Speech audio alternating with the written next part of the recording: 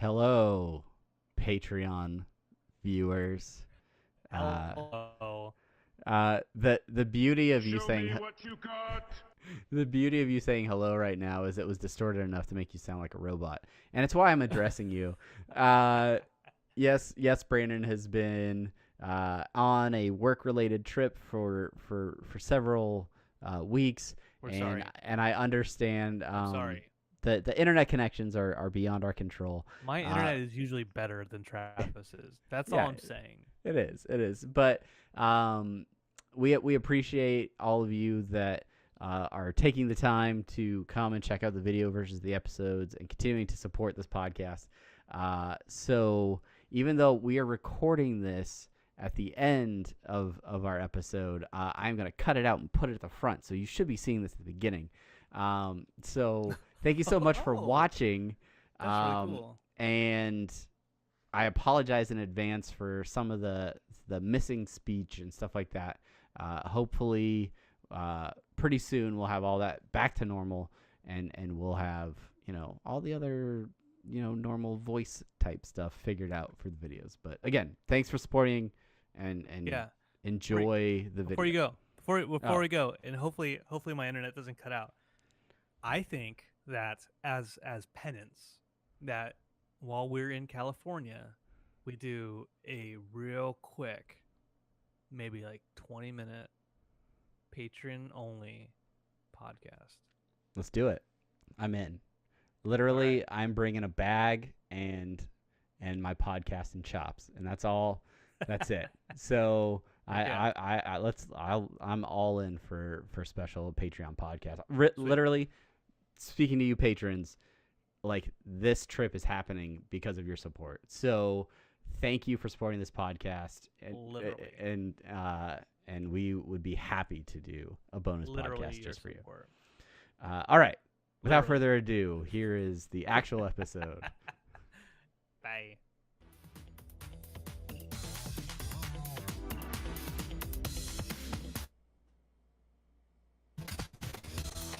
Coming to you live from Clifton Chair. There's a new version of Roy, and we are burning through Florbos like crazy because this is Interdimensional RSS, the unofficial Rick and Morty podcast. Pew pew pew, chicka-ching, chicka-ching. Pew, pew, pew. I still want an air horn sound, Brandon. Oh yeah, sorry. I'll work on it. I don't know what I like better, actual air horn sounds or when people make them verbally, like meow, meow, meow. Welcome everybody to Interdimensional RSS, the unofficial Rick and Morty podcast. I'm Travis.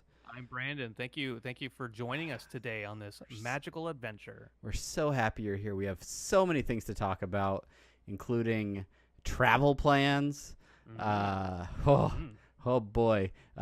This is officially the last episode, I think, that you'll be recording from your undisclosed location with the spotty internet. Yeah, that's right. That's right. And is the internet stay with you right now? Only Convenient. it's only since we started recording. You had picture perfect internet the whole time we were talking prior to recording, and now all bets are off. Who knows? So we'll hopefully everything works out. Apologies in advance to our Patreon viewers who are trying to watch the video version of this. We're doing it live. We're getting through it. But thank you so much to everybody for listening, for downloading this episode. If you want to connect with this show on social media, so many ways you can do that. You can follow us over on Twitter at Rick and Morty Pod. Follow our subreddit rickandmortypodcast.reddit.com. Over on Facebook, facebook.com/Rick and Morty Podcast, and send us an email with your questions, comments, concerns. No Goals, complaints. ambitions, desires. Yeah, any of those things. Tell us, your backstory, your origin story. Your Captain Marvel not origin story that's still maybe going to be sort of an origin story. But yet a weird tie-in to the next Avengers movie, maybe in a way. Yeah, send all of that stuff in an email to rickandmortypodcast@gmail.com. I'm going to skip this one because right now there aren't a lot of great ways to get our T-shirt. But we'll cover that in a little bit. The best thing you can do, though, is head over to patreon.com/rickandmortypod, where you can support this podcast as well as our other podcasts. $1 gets you access to our Discord, where we can have little conversations, discussions about episodes. But that $5 level gets you everything else, including lenses and video versions of episodes and anything else that we can cook up as we go through this stuff. So thank you to all the patrons over at patreon.com. That's absolutely right, Travis. How's it going, Brandon? You feeling good? You feeling ready to talk about some Rick and Morty's? Oh heck yeah! You just say the word, bro, Namath, and I'm there. Are you playing any fantasy football this year? No, I'm not.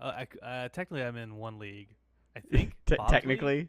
Yeah. Did you auto draft and you've never adjusted your roster? Is it kind of technical? 1 year I went all the way to the finals without touching it. So I think that's a metaphor for the rest of your life, Brandon. I'm just saying. Yeah, it's so easy, unless it's math, in which case I fail immediately. Yeah, I think my son is doing math on the computer upstairs right now. So good for him. He did some of those math facts faster than I did. So great. All right. Well, enough jibba jabba. Let's get into our first segment. It's time for semi-pertinent news. Oh, it's Angel Soft. It's a tissue dance that has nothing to do with semi-pertinent news. No, it doesn't, dude. No, it doesn't, dude. I'm shaking my shoulders because it's nothing to do with semi-pertinent news. Boom. All right. I saw a box of Angel Soft tissue over in my bathroom, and I thought, that could probably make a good jingle. So hopefully, if Angel Soft's listening, they're like, I don't know what it has to do with our product, but we'll accept it. This is not one of our pre-planned semi-pertinent news topics, but I've been listening to Spencer Crittenden's, what is it? Master Manual podcast. Their new spin-off podcast that they're doing about being a dungeon master. And they do a segment all about naming random characters, like NPCs.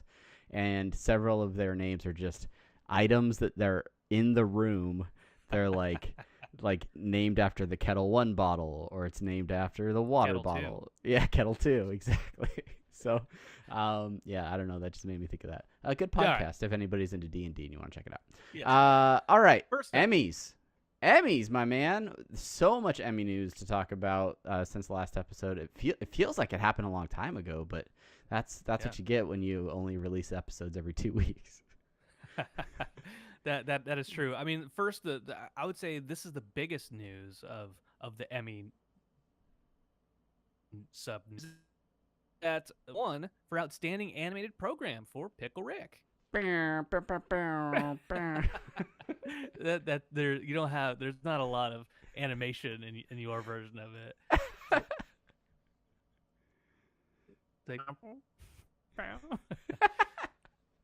But yes, so Pickle Rick won. That's fantastic.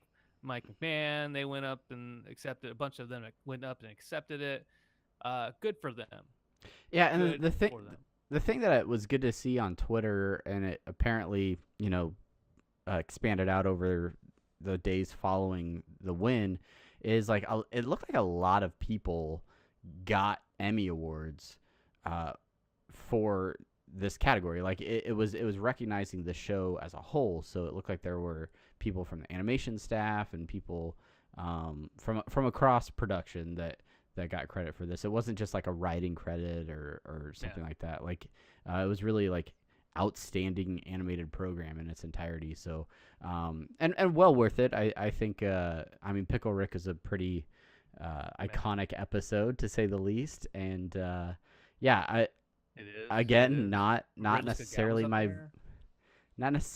vote for best of the season, but definitely worthy of the win. So, congrats to everybody over at Rick and Morty across the board for getting that Emmy. And so unfortunately, because this was like the creative arts or something, or creative. It's like it's not like the primetime Emmys. It's like the supplemental Emmys. There's kids stuff. We don't care about the kids stuff. Save that. Like, put it at the kids' table Emmys. Yeah. So a week later, the actual like primetime Emmys, the one for like all of the mainstream comedies and dramas and stuff on TV, and variety shows, that like the big name stuff that most people know about. Game of Thrones, Westworld, all that. Twin Peaks getting shut out, stuff like that. All that kind of stuff. The televised Emmys were on last night, as of this recording, and I turned them on like maybe an hour into them. I was like, let's see what's going on. Let's see if there's anything exciting happening. And just as I was about to switch back to Monday Night Football, I hear the announcer say, "And don't miss Rick and Morty presenting an Emmy later on the 70th annual Emmy Awards." And I was like, what? I guess I have to stay tuned. I have to check out what Rick and Morty do on NBC. On NBC. And they didn't disappoint. I don't think, because they presented best reality show or something like that? Yeah, it was like best reality competition show. Yeah. So Rick and Morty, they and you should watch the video, but basically shames everybody there at the Emmys, because in order to get an Emmy, they have to live Emmy where with wings in gold, and so everybody who gets an Emmy, they get they get a murdered creature dipped in gold. I love how like Morty comes out just like totally like, we know a lot about reality because we've been to all kinds of realities, and immediately Rick's like, can't do it, I'm going off book. All right, listen up. Here's a real live Emmy, right? Like, and starts shaming everyone. It's a really good little bit, and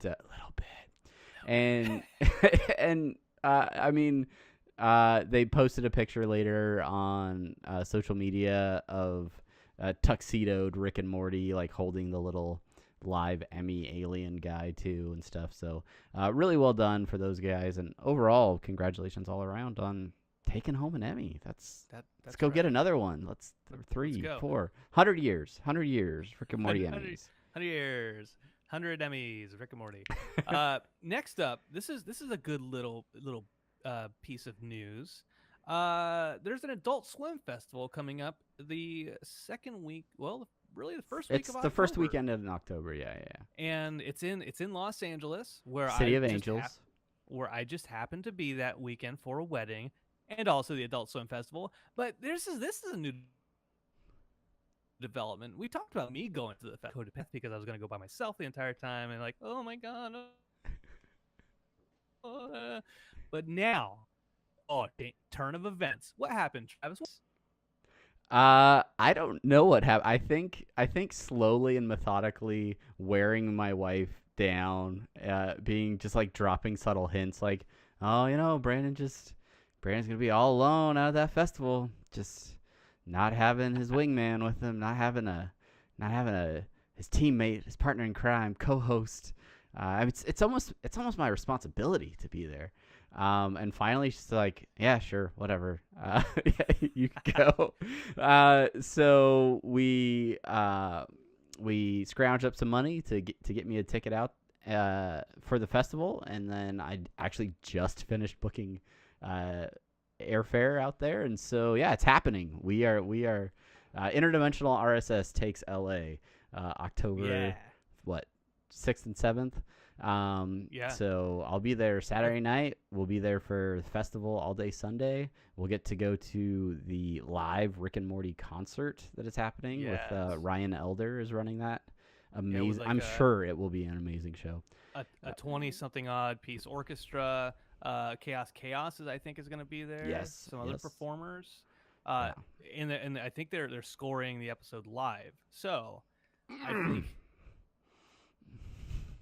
I think it's awesome. Too early. It's far too early for them to show an actual episode. Yeah. No, I don't. That would be bitching. It'd be bitching even if they did like animatics to be like, hey, here you go. Here's an animatics for what we have out there. Look, even if it's like 5 minutes. that'd Yeah. be epic. Yeah. But I have my fingers crossed, and maybe this is a bridge of hope too far. But hopefully we get to hit up Ryan Elder in person since he'll be in town, and Absolutely. I'll force myself on him and say, hey, you said that one time that you would hang out. Yeah, and honestly, I don't know what our plans will be exactly, but if you listen to this show and you are in the LA area, frankly, I'd like to say hi and give you a high five and say Yeah. what's up. So make sure you're following us on Twitter. Make sure you're following us on social media because as we get closer to the event, we'll try to figure out whether or not we can make a meetup happen even outside of the festival. So if you can't make it into Adult Swim Fest, yeah, I mean, we'll be there a few extra hours. So, maybe we'll, knock one back or something. Just talk about EPs or something. Yeah.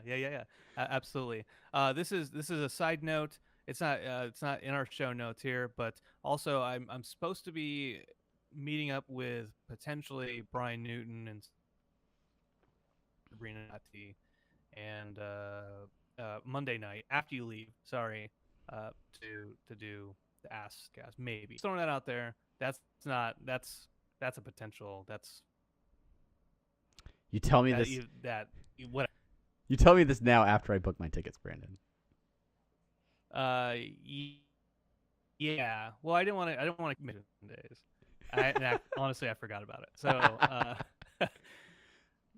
No okay. worries. All right, so let's move on to some sadder news. As we have spoken to several times in the past, we've pitched our T-shirts over on the website TeePublic. That was the only place where you could get our podcast T-shirts. We also had a storefront where you could buy other people's designs, and several of our designs were taken down due to questionable copyright infringement potentially. And it was never a big deal to me because it was like, all right, that's fine. They're not our cornerstone shirts. It's not the main shirt that I drew myself. That really is representative of the podcast. And so up until last week, everything was good. And then the final, the hammer was brought down, the other foot dropped, and our last design was taken down off TeePublic. So if you are interested in an Interdimensional RSS T-shirt, stickers or magnets. Yeah, you can't really get them right now. That not all hope is lost. I am currently in the process of finding another place where we can, distribute our wares, if you will. So if that's something you're interested in, definitely hit us up on social media. Let us know what you guys want. If it's not T-shirts, if it's stickers, if it's magnets, if it's something else. We want to be able to get you guys the merchandise that you want, so that you can share your appreciation of this podcast with, I don't know, your laptop or your backpack or the bumper of your car, whatever it is. We're gonna work on that. But if you're looking for a shirt, don't really go to TeePublic anymore because they aren't there. With that in mind, goodbye TeePublic.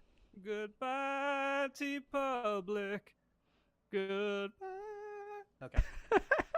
All right. So next up, this is Travis's favorite segment till Dan Harmon comes back to Twitter.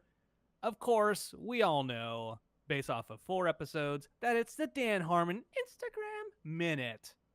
It's a Dan Harmon Instagram Minute where you talk about pictures in a vocal format. It's the best way to convey visual images in Instagram Minute. Fantastic.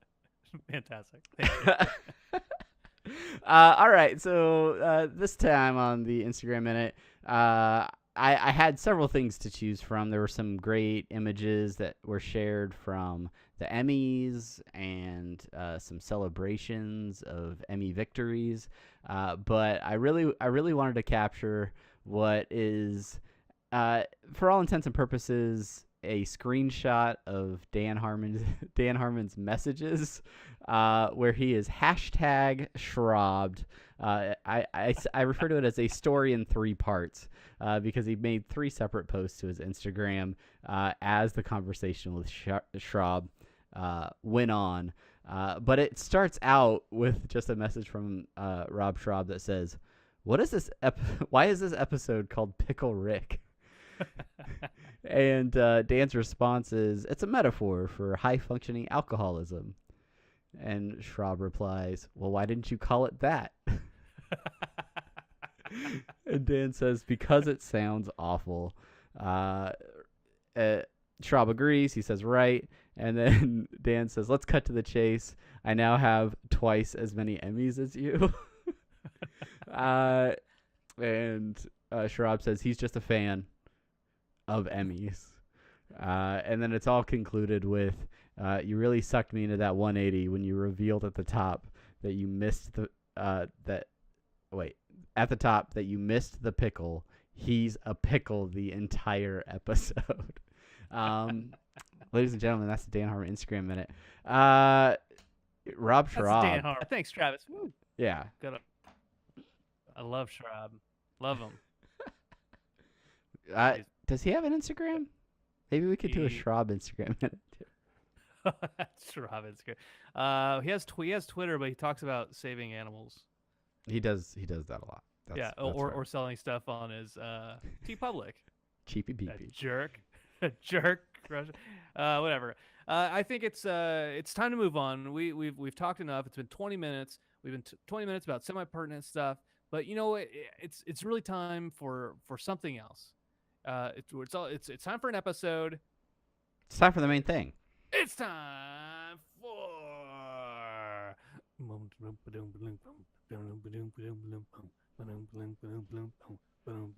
main thing.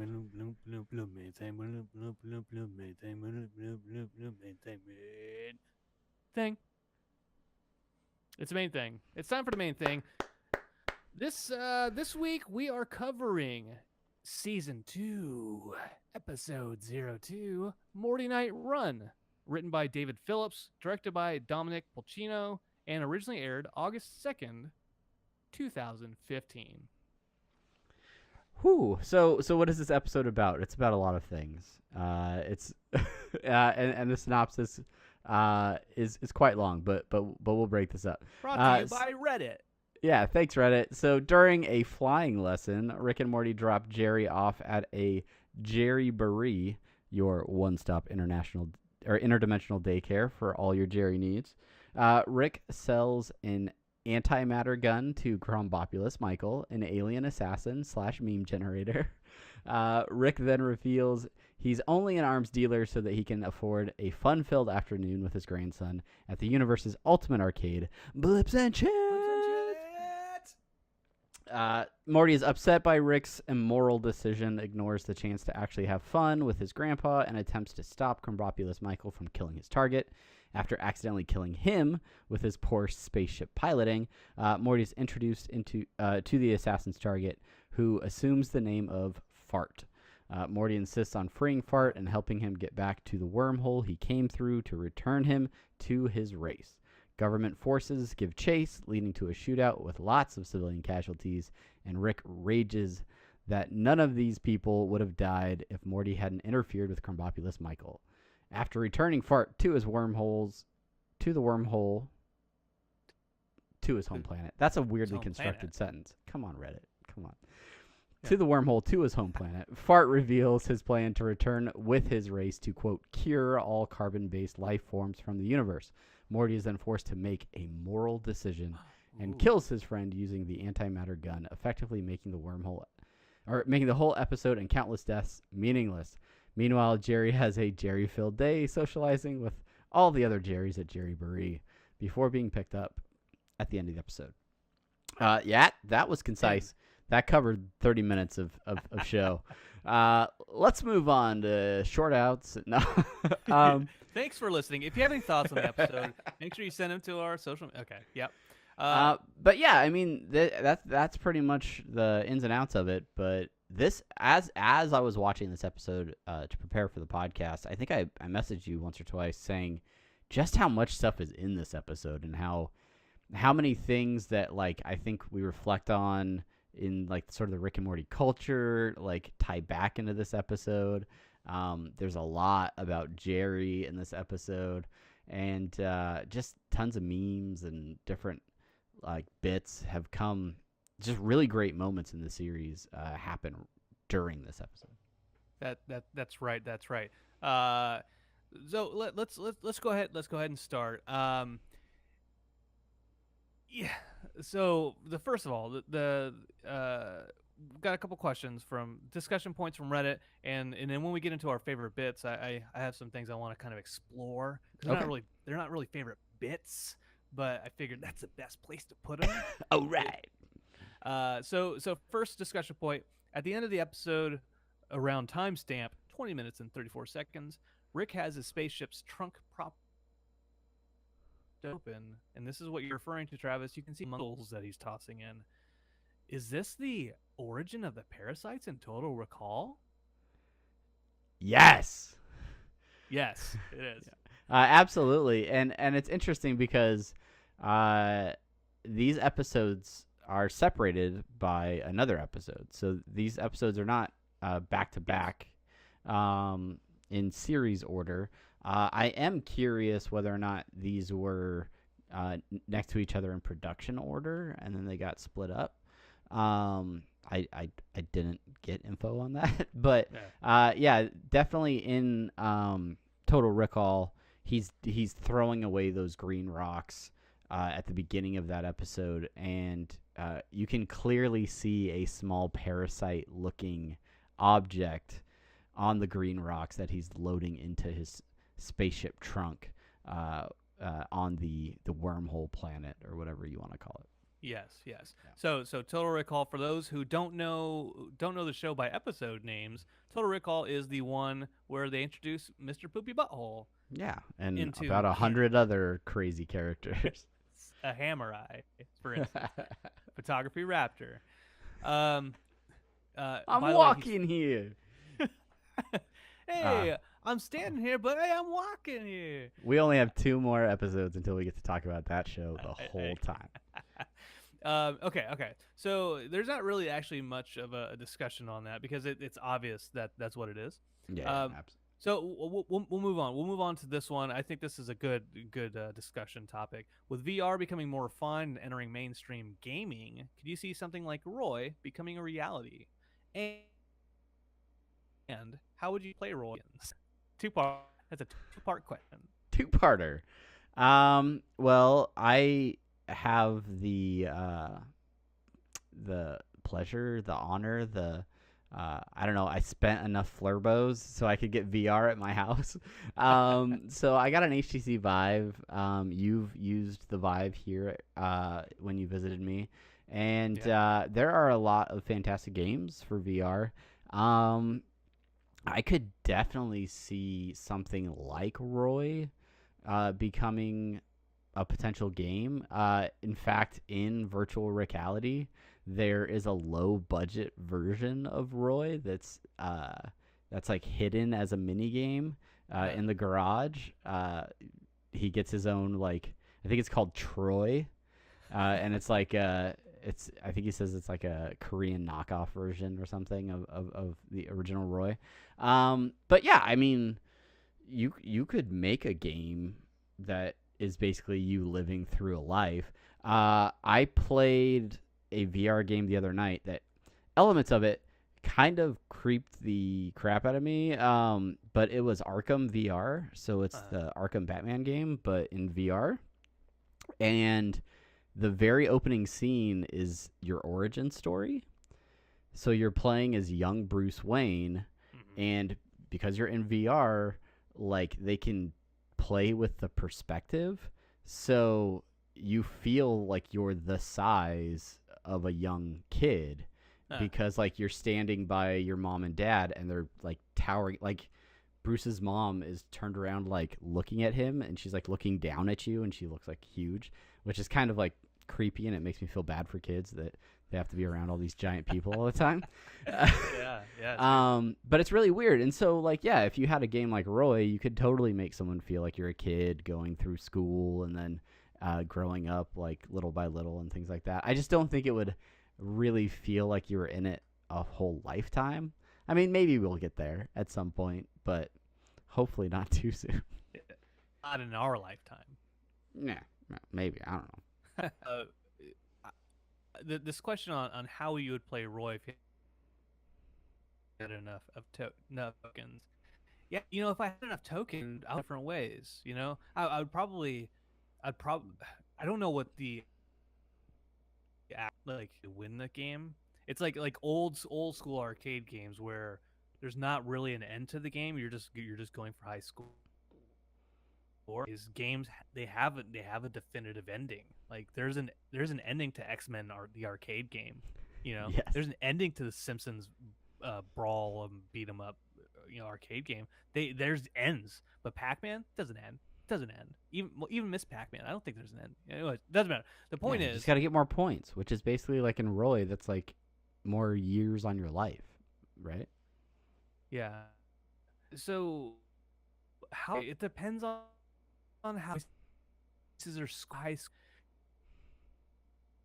Because how I'd play the game to get after well the first time, and then subsequent playthrough, and I would be like, oh, you know what? I'm gonna go to college.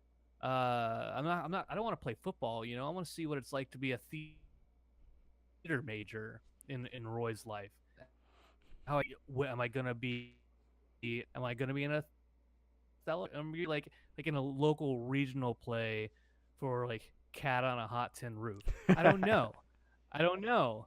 But these are the kind of choices that I'd really have to consider when I play through Roy. Maybe I want to see how long I can live underneath a bridge. Jerking dudes off for a quarter. I don't know. Yeah, I mean, and realistically, that's the great thing about Roy is the replay value is through the roof. There, you could literally do just about anything. This guy's taking Roy off the grid. This guy doesn't have a social security card for Roy. Yep. That's the difference between you and me, Brandon, is I don't go back to the carpet store. Well, I mean, what would you do, Travis? Do you like off the top of your head, like what choice would you make as Roy? Yeah, no, I'd probably I think realistically, if I had access to a Roy style of game, I would make all the opposite choices that I've made in my real life.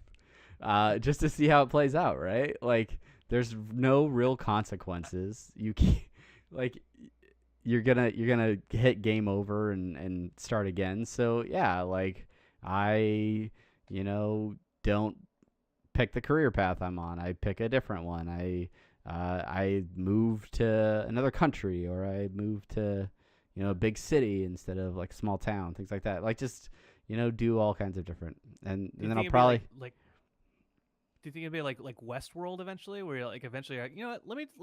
Let's see how many people I can kill before I get taken out by the cops. That's probably like after you've been playing a while and you like just become the Roy in the black hat, and you're just like, all right, I'm going on a murder spree. Let's see how long I can last this time. Yeah. There's another question on here that I'm going to skip because I don't actually. If you get it, that's cool. But I'm gonna skip it otherwise. Yeah, I don't know what that is. Persona. As far as Persona, especially in the musical sequences, they were David Bowie, but Jermaine Clement from Flight of the Conchords did it. Love him. Love that guy. Do you think? That's a discussion point, but it doesn't actually have a question. Do you think that song could have been any better?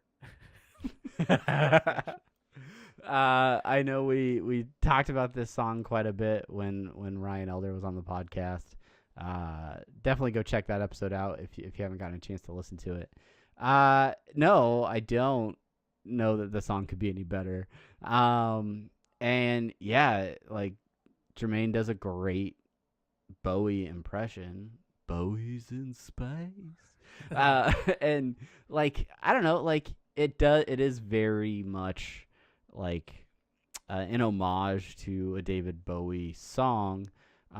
But it's like I think it's perfect as it is. I don't think like, oh, if David Bowie had come in and done it himself, like obviously I'm sure that would have been amazing, but this song is it holds up on its own a little bit, and it's one of the songs that I'm like super excited to see done live. Like, now I'm not making any predictions that Jermaine comes out for an Adult Swim Fest, but like, you know, but yeah, like I think it would be great to kind of see that like with a bunch of people. And honestly, like, I don't know if we're gonna get into this a little bit more, but the visuals during those parts of the episode, they totally take me back to like watching like Pink Floyd The Wall or something like that. Just like so many like weird visual like things morphing into other things, and then did that face turn into a vagina just now, and is that vagina an alien now, and like what's happening? Like a lot of really Pink Floyd The Wall looking stuff in those sequences. Yeah, the sequence in Pink Floyd's The Wall that I remember is on the CD or the album. It's the first half, and it's like where he's about to go crazy because he's thinking about his wife being with somebody else, and then it's like a flower, and it's like a dick, and then a flower looks like a vagina, and then the vagina flower eats the like start making out kind of. So great. There's like that weird sort of like timid, I don't know, and it destroys him at the end of that scene. It's art. It's all art. That's Tuesdays and Thursdays every week. All right. Let's see. This is just a little bit. This is it's not a discussion point. Blips and Chits is basically the golden saucer from Final Fantasy VII, minus the talking cat with a megaphone. That's an obscure reference if you've never played a Final Fantasy, let alone Final Fantasy VII. Final Fantasy VII about 2 years ago for the first time, and I loved it. Yeah, and I mean you can basically. Right. I'm gonna mark that time because I think we're talking over each other. Yep. My pen is dying. There's another one.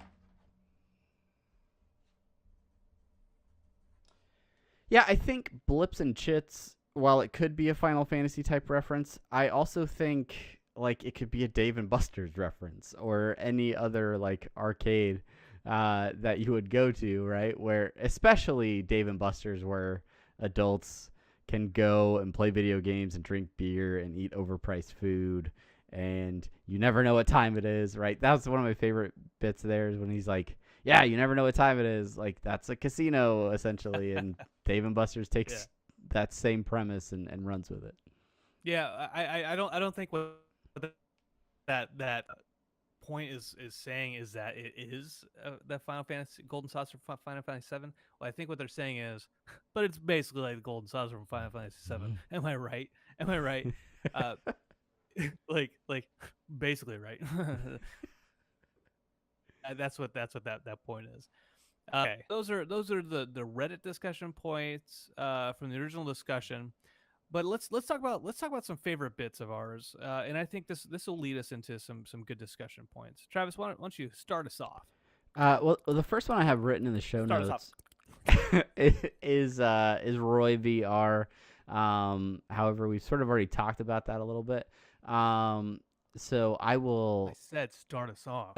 And so I will start with one of my favorite one-off characters in the entirety of Rick and Morty, and that is Crumbopulous Michael. the discreet assassin, if you will. If you're buying toys of Combropulus Michael that don't for some reason use his actual name. But yeah, he's so matter of fact, right? Like he's proud of his work almost. And while Rick is trying very hard to keep Morty from knowing what Combropulus Michael does, he's just very much talking to Morty about it. Like, hey, I'm an assassin. If you need somebody killed, doesn't matter who, people, animals, children, whatever it is. I have no code of ethics. I just love killing. Like, and he's just so like that line where he's like going through his ritual like prior to his attack, and he's like, well, here I go killing again. Like, it's just such like a like two sides of it, right? So it just cracks me up. You know, everyone is good at something, and everyone loves doing something. And they say if you it's not work if you love it. I think that's what they say. There's a part in the episode right before K Mike's killing again, where he in his ritual he has a locket with a female. Yes. We don't know if that's, we don't know who that is really. Well, let's briefly talk about it, and this is where it ties back in. This is where it not back into, but it's where it ties into the comics, where full disclosure, I'm not all caught up with the comics because I'm out of town, been out of town for like 2 months basically, and I don't know what's currently happening in the comics. Okay, so but there's a K. Michael comic that explores kind of like that background and his career in killing.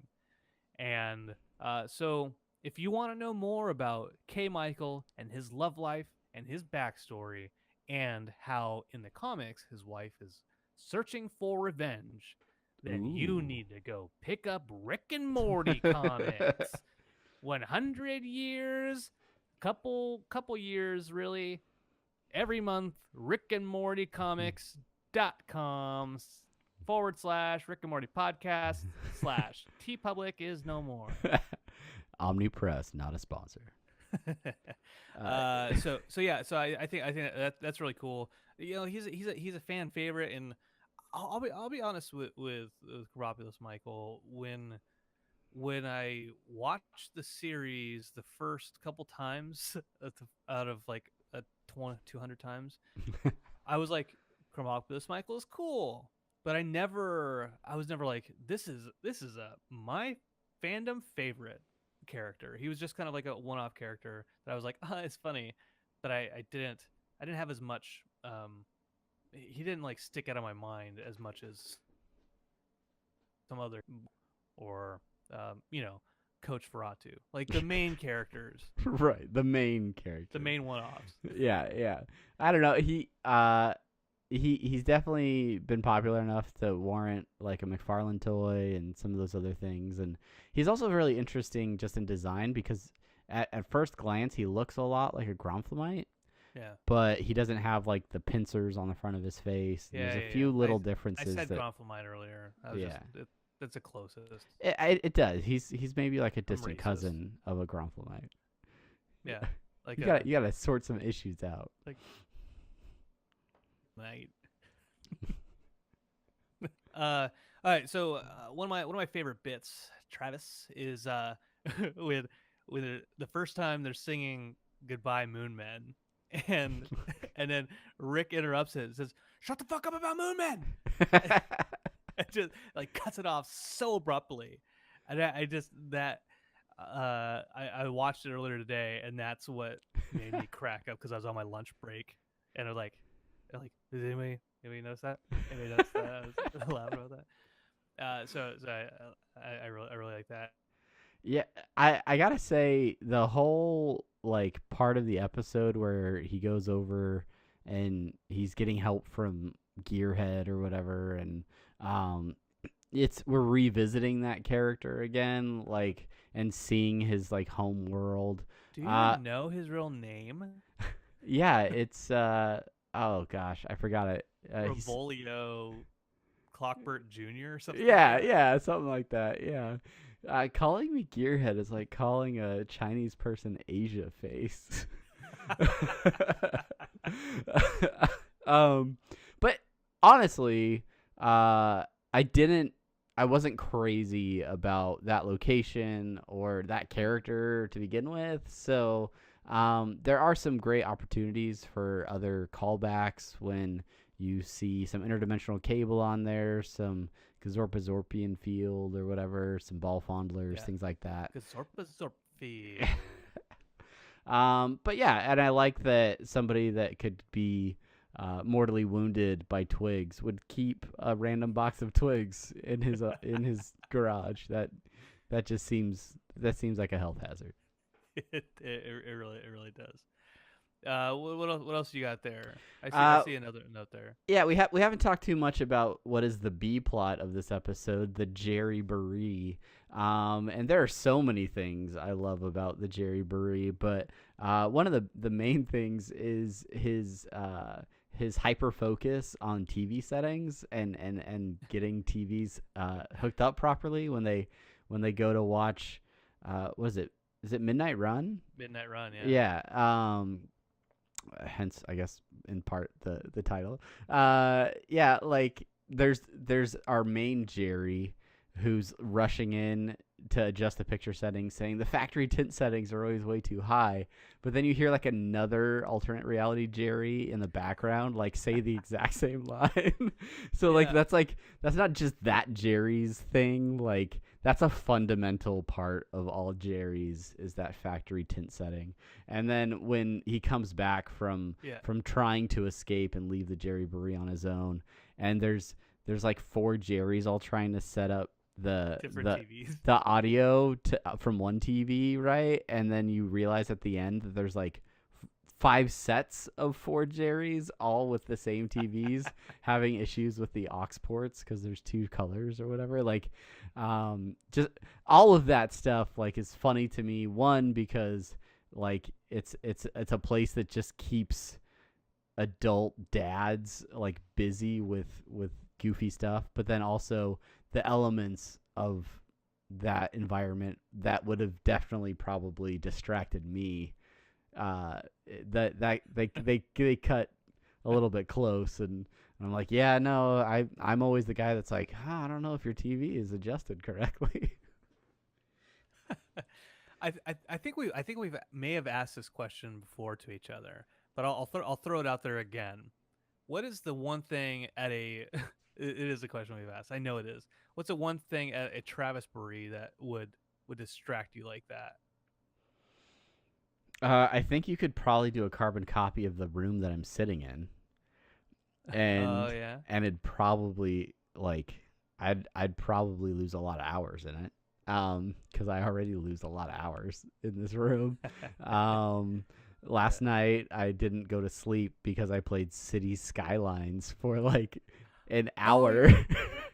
We should do an Apathetic Enthusiasm episode on that. We'll talk about that later. Yeah. So I don't know, maybe a gaming PC, with an iPad with like Procreate on it or whatever like that. And okay. All right. Whatever. I'm down with that. Yeah.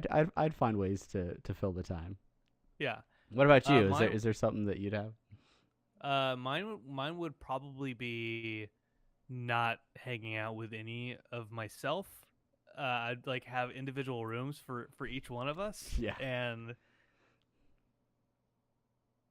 like probably a desk with a computer, ornaments, and occasionally my wife and kid coming in and being like, "Hey, let's spend time together." So then there'd be like Who another wants room. to watch a horror movie?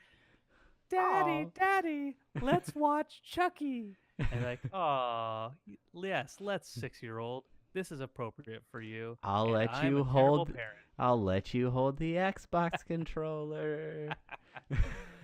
Yeah. Yeah. So that's what I would. the more I think about it, the more I think I could probably design a Travis Burry. Like it'd probably have like a disc golf course going through it. Oh shit, that's solid. There'd be a VR room. Oh shit. There'd probably be a room with just Oh like shit. Buffalo Wild Wings or something that just has like sports playing, like Thunder basketball and other teams that I like to watch lose. And it partially upsets me that you have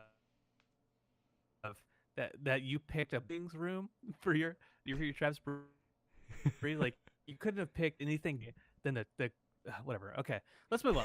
I don't want to get into this discussion with you. I really enjoy about this episode, and maybe because I've been in school for the last month, and the part of the schools they talk about like ethical dilemmas and how to overcome them and stuff like that. But this episode is full of it, right? It's full of it. It's full of it. It's full of it. But the whole conceit is that, hey, you want to save one life, and yet you're killing all these other lives. You're destroying all these other lives. But then only then do you realize at the very end he's going to kill way more lives. But a fart is going to destroy all these other lives to ethically as a whole, right? So Morty's fart wants to kill a bunch of people to save way more sentient life. Right. Yeah. And so I just think that's such an interesting layered ethics issue. Well, and Rick sets the groundwork for it really early, like back in the parking lot, right? Where like, or maybe it's discussed at Blips and Chits, but like Morty's like, how can you sell this guy a gun? It's basically you pulling the trigger. And Rick's response is, Crumbopulous Michael is going to kill this guy whether I give him the gun or not. So me giving him the gun is the same as doing nothing. And there are some ethical holes there, I think, right? Yeah. But I mean, the way Rick sees it on this sort of, galactic level is like, this guy is a hired assassin and his whole purpose is killing people, and he's gonna do it one way or another. So the only way to really stop him would be to kill him. Yeah. And how is that morally better than killing the other, entity that he's going to kill? So I Rick really doesn't get hung up on that very, very early, and then continues to remind Morty about all of the other casualties in the process of him trying to save this one life. And this question doesn't demand an answer. It's kind of rhetorical. Who's Michael to kill Fart? Whoever hired K. Michael to kill Fart had to have known what that being was and what that being was capable of, and gave him an antimatter gun, and sent him to save all whatever moonmen, all carbon-based life forms. Right? Yes. Right. So again, so Morty in this episode, given all the situations, made a wrong decision because he killed K. Michael to start it off. He kickstarted all of it. Yeah. He could have killed everybody. Yeah. I think it's crazy. I think it's crazy. If you really pull out the threads, it kind of it unravels in like a good way, like a good mystery. Yeah, and then at the end, like it's a classic Rick and Morty trope, if you will. Now at this point, when Morty is really dealing with heavy stuff, and Rick completely misreads it. So like, Morty is basically taking on the weight of all of that we've just talked about, the thought that he was taking the moral high ground by sparing the life of Fart, and all of the consequences and all of the death leading up to him getting him back to his wormhole was almost like justified in Morty's mind, because he was seeing through rescuing this one individual, and then having to pull the trigger on Fart and destroy him, and subsequently then also take on the responsibility of all those other deaths. And he's just kind of wrestling with all this in the passenger seat of the spaceship while Rick's like, you miss your friend, huh? Oh, I'm going to make a fart joke about it. You just wait. I'm also going to freak you out and make you think that all of his friends are going to come and destroy all carbon-based life, but I'm actually just going to fart. Ha-ha.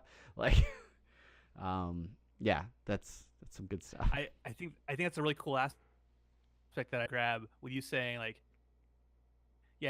so he has to take on the responsibility of that death, but he also actively takes on the responsibility of all the other destruction. Like, I didn't even think about that. That like, there's way more to be guilty about other than just killing one sentient being. Yeah, when they could have just spent all day, blowing them flare bows at Blitz the Chit. Blitz the Chit. So as philosophical as we get here on International RSS, let's go over to some listener thoughts. First is from @TazDX, TAZZDX. TazDX asks, "What happened to Evil Morty? Does it directly apply to this episode?" Yeah, I don't know that it does. I'll answer the question. He became President Morty in Tales from the Citadel in season 3. Yeah, go ahead and pick up season 3 of Rick and Morty, available on Blu-ray and DVD. Also, I think it's streaming on Hulu at this point. So, yeah, go check it out. That's what happened to Evil Morty. He's very successful right now. Probably plotting against our Rick and our Morty. I feel like that's probably happening. J Mendo 1313, J1 as we like to call him. J1. With the way this episode ends, do you guys think the creators leave it open for a possible invasion scenario in one of the 70 episodes from Fart's Kind? I mean, I think anything's possible, right? Like, with the scope of, infinite realities and things like that, you could see a scenario where there's another invasion. But the way that Fart talks about him returning to his people to carry that message about the carbon-based life form so they can come through and cleanse them, if you will. I don't know that we're going to see that outcome. I don't expect it. But I mean, yeah, I'd say it's possible, because the show they've written crazier stuff into these episodes. It is definitely possible, because there might be a reality somewhere where either Morty doesn't kill Fart, or Morty doesn't get a chance to kill him in the middle of a song. Yeah. So there are possibilities out there that Fart goes back to his fart dimension, gets more fart-like gaseous clouds that can modify atoms, and then comes back and then fights to the death and kills everybody. But maybe he doesn't kill Rick, because Rick's like, "Oh, I hate this world, but yeah, I'll free you," and then he becomes like a hero. I don't know. I'm not a writer, but it's possible. Yeah, it's possible. Also, I really like two things popped in my head while you're talking. One, I really like that when he's trying to mind read a word for something from Morty, he says, "What you call Jessica's feet?" I mean, like love or something like that, right? And then, but the reason I was thinking about that is how Morty somehow was able to have the thought of killing Fart, but not allow Fart to actually read that thought in his mind, which I don't know the levels of telepathy. I don't know if Fart has to go looking for something in somebody's mind to pick it up, or whether he's like ever present of what other people are thinking. But it's interesting that Morty was able to like distract Fart by having him sing, so that he could pull the trigger. Yeah, yeah. Maybe it's because the singing and the making Morty hallucinate is such an active function of what Fart does that it's distracting enough for that being that Morty is like, okay, I could now have this split second thought of killing Yeah. him, and I will do it. I don't know. Who No. who are we? Who are we to play God? At Tots SM. Oh, Tot SM. Another fellow Patreon. Why does Gear World have Gazorpazorp Field playing in season 2 episode when Rick and Morty are there? I need these answers. Give them though. Give them. Give them the answers. I think, I don't know, maybe Rick hooked him up with an interdimensional cable box. Oh shit, that's a good answer. Maybe. I mean, that's the most simple answer I can think of. Or maybe they were in an area where that is an actual show that gets played on Gear World.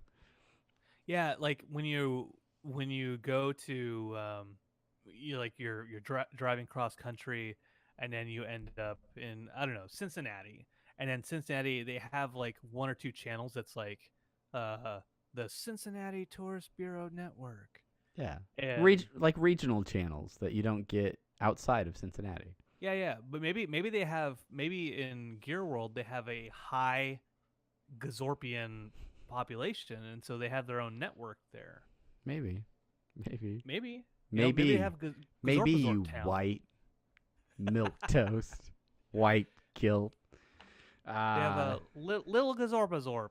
It's down near Chinatown in Yeah. Gear World. Yeah. Yeah, who knows? Maybe. I think that's probably the easiest. Occam's razor. That's what it is. All right, and I think that's pretty much it for listener thoughts. Anything else from this episode? Kind of any lingering things that stick with you, in terms of Mortynight Run? I can't readily think of anything right now, Travis. But I did just finish my Gatorade vodka. Oh, maybe something will come up. Maybe it won't. It's good to hydrate when you're drinking. Yeah, I the other thing that I think about is just because we were talking about Fart singing a lot, but the situation where he gets them out of the standoff on the Gear planet by going and convincing that cop that his life is meaningless because he implants the idea of his partner hooking up with his girlfriend or whatever. And then he's just singing that same goodbye as like all of the like helicopters are crashing into each other and the city is blowing up. It's really interesting. The cloud that pooped gold. Good old Fart. Good old Fart. We miss you. R.I.P. Yeah. Fart. Get it? Instead of P, it's fart. Yeah. Okay. The part at the end of that scene where Rick makes all of the fart jokes. Yeah. Yeah. I was trying to remember a few of them. Yeah. He's like, can't blame that one on the dog.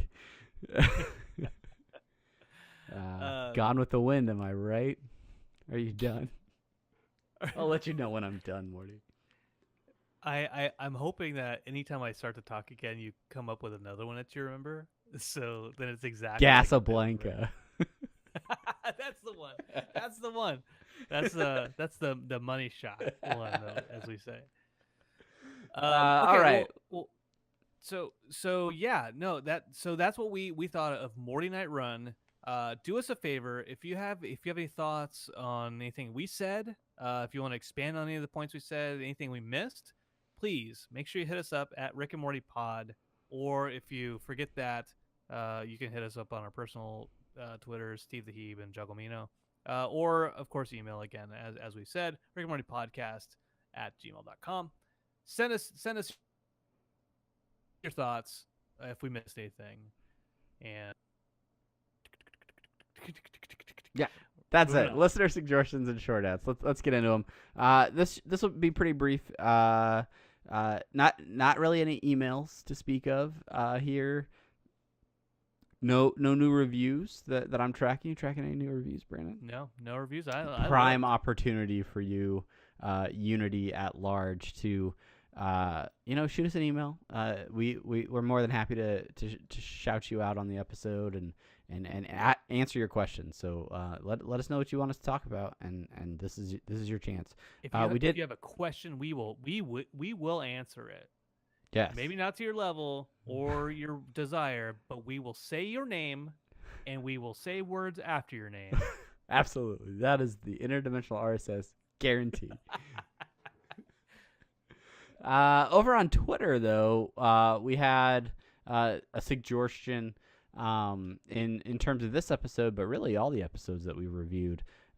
At Malachite. I can't read good. Malachite SSG asks, can you start putting rankings of the episodes you reviewed per season in order of which are your favorite? Like if this one more or less than the last one, and where you like the next one in conjunction with the other two, etc. So ranking episodes. Yeah, I mean, we could rank episodes within seasons. I think we've done stuff like this on season recaps.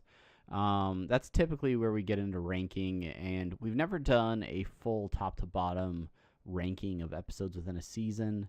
Yeah. We've really just usually done like a top 3, bottom 3 sort of ranking usually. I think we did that with season 3 after that wrapped.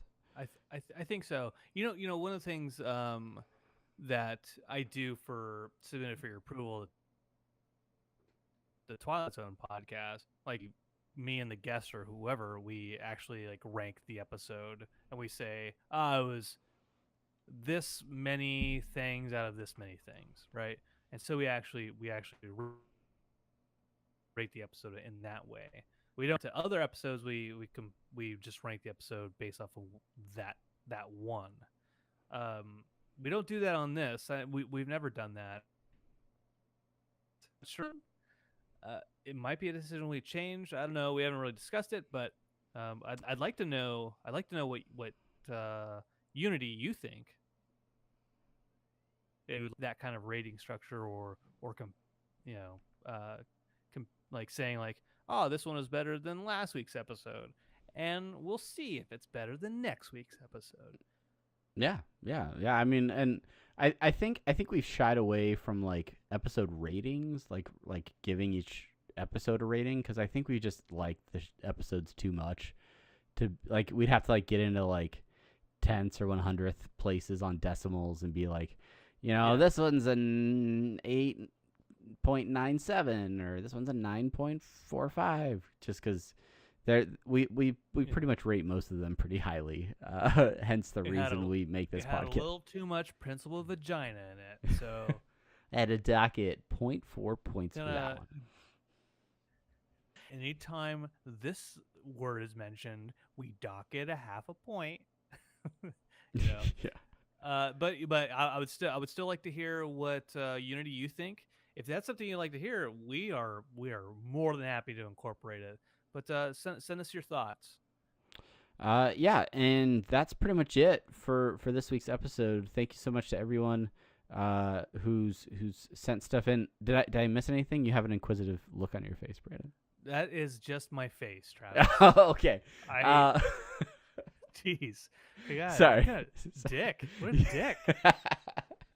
I just look confused all the time. Coming up, next episode is it's your namesake. Unity. This is the reason we call you Unity. It's autoerotic assimilation, episode 3 from season 2. Go and check that out.